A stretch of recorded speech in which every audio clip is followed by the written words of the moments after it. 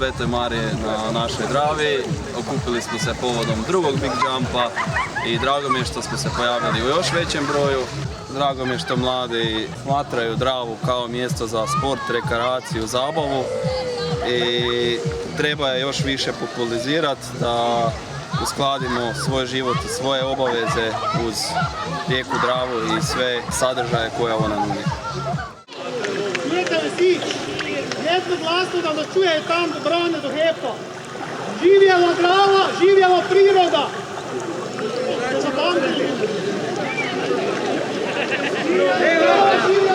Može, nakon toga idemo svi smo! Evo!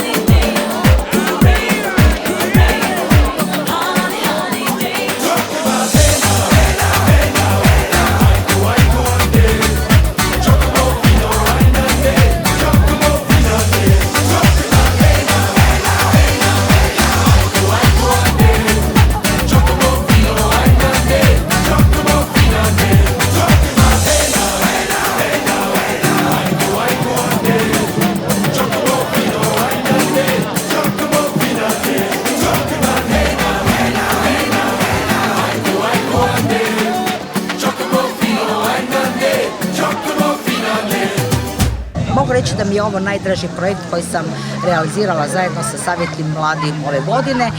To se vidi i iz priloženog. Evo danas smo skakali skok za Dravu, taj veliki Big Jump koji naši mladi, ali i mješani iz okolnih sela su stvarno dokazali da im je stalo za našu Dravu i da je naša Drava nosi s pravom ime Hrvatska Amazona.